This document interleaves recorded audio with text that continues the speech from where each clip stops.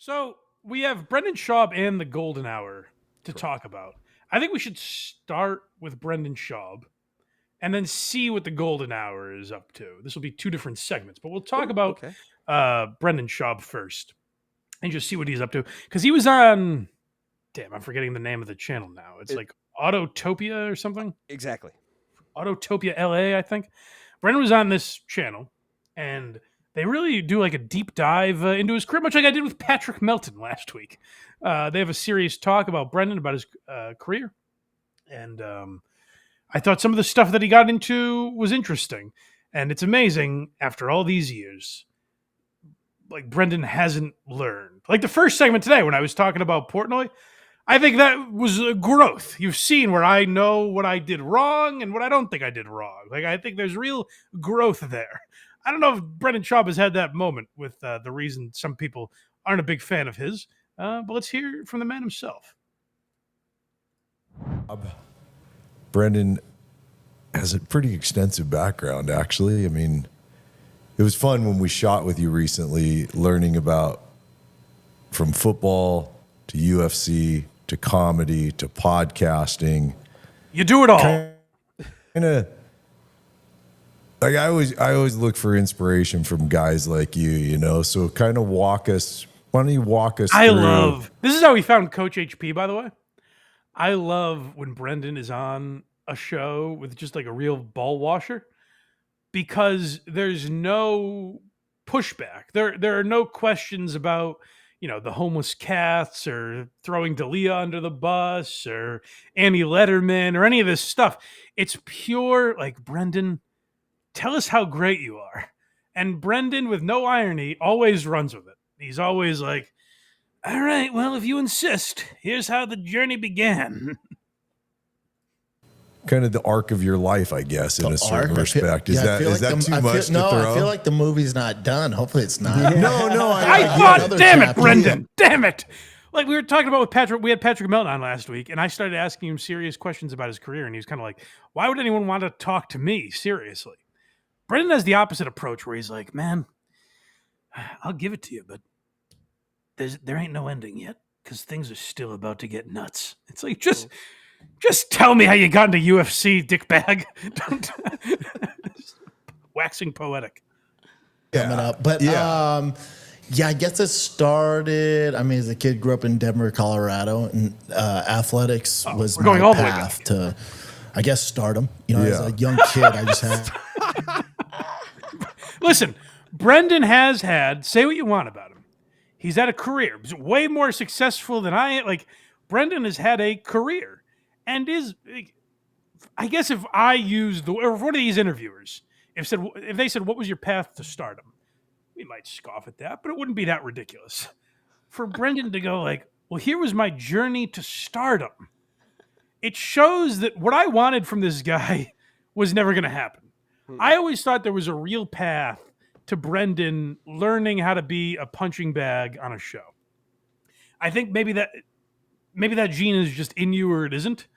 Because Brendan has even after all these years, after he's been Gringo Poppy has been mocked mercilessly by everyone in comedy. And there's no instinct for Brendan to be like, oh, well, I mean, stardom is a little, like there's no humility. There's no sense to laugh at something like that. He just straight up says like, here's my path to stardom. I think it's when you can physically beat people to a pulp. It's hard to accept that they're better than you at other things. You know? Well, it's why athletes could really never. It's very rare that an athlete can be a comedian. Like I got people said like Blake Griffin was like okay at stand up when he tried it. He's pretty funny, yeah. Yeah, like so maybe that's like a rare exception. But I think for athletes to be as successful as they are, they need the mentality that Brendan has. You kind of have to be self-absorbed and think you're the greatest. Otherwise, you would just give up at some point. Like you need to be able to forge through some of those like big losses and the beatings your body takes and all of that. But he doesn't have a comedian's genetics. He doesn't have that self-deprecating thing. He was born like an athlete, and it's why he's never really been able to take a joke on a podcast. I guess you could say Rogan is sort of the only one that kind of, if you drew a Venn diagram, kind of is in the middle there, where he's kind of funny and he's definitely an athlete, you know? Yeah, but he's not a pro. Rogan was never a pro athlete. You can be athletic, but Rogan wasn't a competitor. And you could also say Rogan doesn't get jokes if you look at his show. You know what I mean? I didn't say he's the closest. I didn't say it was exactly. Sure. But to use the opposite, it's probably why Shane Gillis didn't succeed in Division I football. You know what I mean? Like Shane has a comedian's mentality, so his football career didn't work out, and Brendan has an athlete's mentality, so his comedy career didn't work out. 100%. Did Shane try playing football? He was Division I for West Point. Oh. We'll do that another day, Electra. Okay. It's kind of like Division III. We'll walk you through that another day. Alrighty. I mean, calling West Point Division I is sort of, calling. Well, it is. In some respect. Well, they pay for that. All right, let's get back to Brendan. They're no Oregon, is all I'm saying. Now, 9 years and younger, I coach them now, and they either have it or they don't. And then some parents are like, no, they can work. I get that. But as far as that tenacity and heart, you can't. You can see it at that age. I can see it. And my kiddos have it, thank God. Yeah. Thank God, or I would have disowned them. Yes. I don't like when Brendan will talk about his kids, and I'll see channels like Podcast Cringe, who I like, and channels like that. They'll shit on Brendan's parenting, and it's like we don't know how he is as a parent. But when he says shit like that, it is like, oh Jesus! Well, so they weren't athletes. He's like, thank God they're athletes, because otherwise, like, I wouldn't know what to do with these little fuckers. Facts. Your kids need to be athletes, so just toss them Disown them. Yeah. Chinese had it right. Do the extra work to be stars or to be good at something. Yeah. So as a kid, I was just born with that. Like you'd have to kill me to beat me. You literally have to kill me. Yeah. Well, he lost, and he's still alive. So I don't know if literally applies there, but darn. Next one's called Never Easy. Well, it really wasn't. A lot of people think Brendan, just had a path to success, and he's going to explain why that isn't true. And he uses a strange route of logic here. That's how kids are. And I was just a savage as a young kid in sports. And it's my way to kind of make a name for myself. So it started people shit on him for talking like that. He was. You know what I mean? Like, he was probably so much better than everyone in his class at an early age. Like, that shit I don't mind. To be like, I was just a savage at a young age, it's just not how comedians talk. No. And that's why Brendan never got why he fit into that world. Or didn't fit into Right. Football was the dream. Took it all the way to University of Colorado, which is a dream as a kid. Yeah, I'm sure. I was a walk-on there. So, I guess where I should start is like nothing was ever easy. Like people might look down like, oh, it's easy, man. Rogan helped him, or this guy helped him. Yeah. No, man. So my junior year, I was getting recruited pretty heavily. I thought I would go to like Cal or Texas A&M. So he goes, a lot of people think Rogan helped me, but I played football. It's like, yeah, that's not what they think he helped you with, Brendan. That's not. Tied my shoes before the games.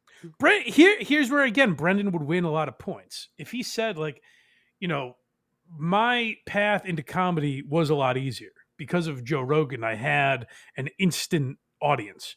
And he could talk about how that both helps and hurts him. Like, immediately he got a Showtime special and was able to, go on tour and sell tickets and all this stuff because of Joe Rogan. But it's also to his detriment, because he was never able to grow and develop as a comedian. He never did open mics. He started at the Comedy Store. So it was actually a hindrance to have Rogan. But Brendan doesn't intellectualize that. He just goes like, hey, Rogan didn't help me because he wasn't there when I went to Colorado to play football. It's like, yeah, that's not what anyone's accusing you of. First play of my senior season, I get hit. They're throwing a deep route to me. I get hit. The guy breaks my ribs, runs into my liver, season's over. And you were a tight end, right? He certainly was, just like Aaron. Looks and plays like Aaron Hernandez. He really does look like Aaron Hernandez. It's uncanny. Yeah. Okay, next one's called Extreme Genes. Yeah, so these are where, like, he's talking about his kids, and it's just not a way like a comedian talks about his kids. And if Brendan would just say that, he's like, I just realized I don't have a comedian's mentality. But we'll hear how he talks about his comedy career later. This is, he passed on winner's genes here. Those are famous. Informed. Yeah. I think it's just an extreme way to live, but I think if there's a God upstairs, like all the trials and tribulations I've been through was just so I can pass down to my kiddos. Yeah. Like Sure. my 9-year-old is a fucking savage baseball player. He's a pitcher, and it's his mindset. Yeah. He didn't get that from a book, from watching YouTube. He gets it from his dad. Yeah. The way I talk to him. So It was none of his own achievements. It's not hard work. When he said he doesn't get it from YouTube, he doesn't get it. I thought he was going to be like, he gets it from hard work. And that's a quality that I taught him. He's like, no, he gets it from me. I have that gene, and I kindly gave it to my boy. So you're welcome, kid. Yeah, Yeah, mother has sperm. totally worthless genetics. I did it all. And he's like, that's a good point too. But he's also like, hey, listen, I've been through a lot of stuff in my life, but it was all so that my kid could be good at baseball at 9. Yes. The real important stuff. Yeah. Like Brendan has already put on him the way he talks about his kid in baseball. Like if that kid, oddly, his name is Tiger, and he has that level of expectations on him, where like if that kid doesn't become a Major League Baseball player, he's a failure. Brendan has already set that line of thinking. Again, privately, maybe Brendan's a better father than that to get that across to him. But publicly, Brendan has set this expectation. Like if this kid is not Aaron Judge, he's a fucking failure. Different than those other pays kids. off long down the road beyond the sport. It sure does. Stand-up debut. I always like these interviews that are never like they never question about any of this. Maybe it's like me with Patrick Melton, where they don't know anything about him. They're just happy he's there. Yeah. Thank you for showing up. We'll be nice to you. Stand-up debut. Okay, so this is how Brendan got into stand-up. For anyone that's curious, he's kind of looking back on his career. And you might think, after the way Gringo Poppy was received, or his first special, you'd be surprised. After the way those were received, after kind of being chewed up and spit out by stand-up fans in particular. Fans of comedy are the ones that kind of drove Brendan away. That's an interesting perspective to have. So with all of that, how does Brendan look back on his stand-up career? Cool. What was your first stand-up gig like? Like, did you prep for it, or did you just go, let me just fucking try it? All my friends are doing it. The first one, so the Fight on the Kid was getting really big, and then, Brian was touring for 30 freaking years. He's been doing it forever, and he's like, we should do live Fight on the Kids. And I was like, dude, you ever seen a live podcast? They suck. Yeah. He's like, no. We're not going to do that. We're going to do like an improv show. He's like, Oh you can yeah, do that's what this. they do. Hey, give me a town and an occupation. That's what those Fighter and the Kid shows were like. We watched one. They literally said, "Anyone got any questions for us?" for an hour. It was. I don't know. Maybe they were different back then when they were more popular. I don't know. That was the one where they were in Austin, right? The one we watched. Yes. Yeah. Yes, that Yes, was embarrassing. Yeah. So maybe back 10 years ago they did improv, where Drew Carey gives them rules and points that they can that don't matter. Maybe that's what the Fighter and the Kid live show was. Wayne Brady comes out. Yeah, when I'm thinking of a Ryan Stiles replacement, my thoughts go to Brendan Schaub. First thought, it's just how quick he is, All right, somebody give me a situation, quick. Okay, honestly though, CTE, whose line is it anyway? I would watch that 100 out of 100 times. Just get on AB, Antonio Brown level kind of people, Hey, while you mentioned that name, I didn't look into this. I was out the other night with the skirt, and she just read something off her phone. Is Antonio Brown being investigated for murder? I think I saw that he said he murdered Gavin Newsom's wife's pussy. Heyo. Okay, all right. So this wasn't real, whatever she saw. Okay, all right. Boy, I cannot trust her for news. She's your eyes. She can't lie to you, Mike. It's What's difficult. going on there? Yeah. We need to A lot get of fake news out there. Yes. I think it was either Ontario or Brea. I forget our very first one. Sold out. The I'm like, improv? No yeah. shit. I'm like, oh shit, sold out right away. And then Brian was like, all right, we're going to start the show with you, because I was a good storyteller. Brian was like, we're going to start every show with you doing just a 10-minute story. And I was like, I can tell stories. Like, just like you do on the podcast, we'll pretend I'm late, because he was late to every podcast. It's like a reoccurring theme. He's like, well, I'll be late to this. So you just go out on your own to start and to tell 10-minute Well, that story. sounds like fun. We're going to trick the audience. So we're going to tell them the show's delayed because the host is late. And then Brendan's going to do something he's never tried in his life. Oh, fun. I'm like, say less. So that's how we started doing it. And then we're in Chicago, Vic Theater. Like, I don't know, 6,000 people sold out. Oh wow, man. And There's no. go, Here's what bugs me. And I think I would have great sympathy for Brendan if he was like, you got to remember, like people criticize my stand-up career. The first show I ever did was in front of 6,000 people. Like that's a pretty crazy way to start, and that's an interesting perspective to have. For Brendan to approach comedy that way would be very interesting if he could talk about it honestly. Instead, he looks at it as like him killing it. He's like, I was in front of 6,000 people. Let's hear how he did. I bet he crushed.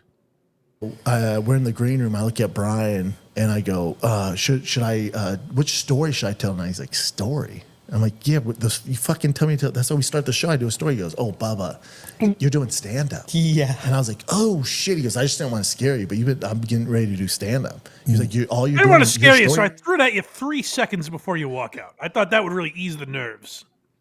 Because we know your brain processes super fast. I thought it would be best if I gave you no time to prepare. Might be a good strategy though with Baba here, actually. Storyteller. That's stand-up. He's like, so I just didn't want to freak you out, but you've been doing stand-up. And I was like, oh, fuck, he's right. Oh wow. So then that's how it started. An accidental stand-up comedian. Just went out and murdered, you know?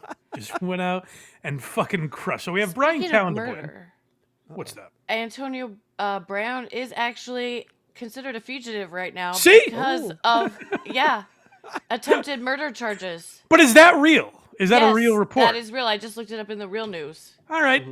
Hun, baby, I apologize. Take it back. Yes. Take You're not it a back. liar. Electra, can you double check the banging Gavin Newsom's wife? Because that's also in the news. From We AB. falsely reported that as well. See if that's true. He said it. AB said it. I was reading what he said. This next one's called bombing. Excuse me. So, this is Brendan talking about bombing, and now you're thinking, well, Mike, you've been asking for humility. Certainly, you'll see it here, and lower your expectations. But you want to do it the right way. Go to open mic, do that stuff. You wanna Totally. go to Phil Figure out Tony. what works first. No, just get your So this reps kid in. is Then- asking, like, should I get into stand-up? He's like, I see people on Kill Tony, and that kind of like freaks me out from ever trying it. Who better to get advice from than Brendan Schaub? Should I start stand-up? So that's what the advice he's giving here. The most There's so Because you're many not going to guys. be good because you get reps in. Yeah. So, I- so 100%. they say 10 years till you find your voice, but really 5 before you start really getting an act together. But 5 years was back in the day when people were doing 1 set a night. Well, in LA, you could do 4 or 5 sets a night. So you Damn do it. 5 sets a night, you're going to be way You're gonna see what way works. better. Yeah. This Yeah. dickhead. after everything he's been through, he's like, they used to say could take 10 years. Let's be 5, probably, and even like that's a little extreme. You'll probably be talented. Let's see, 5 divided by 5, because I said you used to give you used to do 1 set a night. Now you could do 5 sets a night. We'll divide that number by 5. Quick math here. I guess you'll be good in a year at stand-up. That's how it was for me. This cocksucker has been through the ringer. I've had sympathy for him. I've defended this man and said the perspective that Brendan could have for stand-up comedy is so unique. And he could pass that on to future generations. And he's telling this kid, hit some open mics. You'll be a star in a year. Don't worry about it. He learned nothing from that process. Malcolm Gladwell says it takes 10,000 hours to be an expert or something. Those are dog year hours. You It's can get that done in interesting. 1/10 the time. It's interesting you use that number, that Malcolm Gladwell number, because, say what you want about Malcolm Gladwell. He certainly doesn't know as much about comedy as the name that Brendan is about to invoke. So listen to Brendan. Just sometimes comedians have differences of opinion. Let's see who Brendan disagrees with. in 5 years. And you you might have to be eat fucking shit rolling in, before you in can 2. You have to like bomb sets to understand Just what how it works. goes. Yeah. Have you? I'm sure you bombed before. Yeah. Yeah. gotta I mean, be I a don't terrible believe in the feeling, Louis. huh? That is fun. that was a troll. I bombed. I guess I bombed. You might be right. I can't tell, Electra, if this guy's trolling him, because he seems like a genuine Rogan Segura fan. He might be in on the joke, but I couldn't fully tell. But Brendan's like, I guess make me think about it. You know what? Hold on. Was this a dream I had? No, I did bomb once. Yeah. No, that did happen. Now that I think about it, I guess I have bombed. Yeah, now that you mention it. Then Just what how works? it goes. Yeah. Have you? I'm sure you've bombed before. Yeah. It's gotta I mean, be a I don't terrible believe in the feeling, Louis huh? C.K., who's one of the goats, who says you got to bomb 1,000 times for you to get good. I don't believe in Oh yeah, that. he probably doesn't know what the fuck he's talking about. You know what, Brendan? He's probably a fucking moron, and you're probably right. Let's watch Shoot Up, and then watch Gringo Poppy, and see whose opinion we trust more on how that might work. That is amazing. You probably shouldn't be doing it. You probably, if you're bombing all the time. Hold yeah. on, go back. I want the full context of that, where he says you shouldn't be doing it. This is very interesting to me. It's important for future comedians to hear. Louis C.K., who's one of the goats, who says you got to bomb 1,000 times for you to get good. I don't believe in that. No. You probably shouldn't be doing it. You probably, if you're bombing all the time. Yeah. Wow. Brendan. But there's no, here's what's frustrating about is there's never, and I wouldn't have a problem with any of this if he just threw in a line here and there and he's like, and who knows more about bombing than me? You know what I mean? Like, That's it. That's all he needs. one self-deprecating line. He's a tag away. He's one tag away. Yes. He's a comedian away from having one of those moments. Yes. And now he's over stand-up, Mike. That's the last segment here. Okay, well, he quit stand-up not because he was bombing, as we heard. That was pretty rare. But he quit stand-up because he just didn't have time. And he's like... We used to hear Brendan talk about how he just has a comedian's brain. Like, oh, man, Rogan would always tell me, like, I just have that mindset. Like, I fit into stand-up so well because I'm just one of the guys. Like, I think like a stand-up. And it's amazing how quickly after Gringo Poppy, it seemed to dry up. I don't know why that mentality went away. Kids, you Yeah, know. and for some people, it might be tough for them to step back from stand up and all that acculation and all the acculation, you know? positive reinforcement you get, Yeah. all the attention. Yeah, Yeah. all the I'm over accolation. I think he means accolades, I assume, right? Accolades and he's mixing Acculation. words up. Yeah. like And I couldn't think of what the other word was, but he means accolades. You know who does that all the time is Bigfoot from Howard Stern. We listen to that on our show, and he mixes up words just. But that's where again, is that a mistake I'm capable of making? Of course. Of course, yeah. Like Brendan, if he was just a little more of a maybe it's the problem with being his size also, where no one in that room is going to go acculation. The fuck are you saying?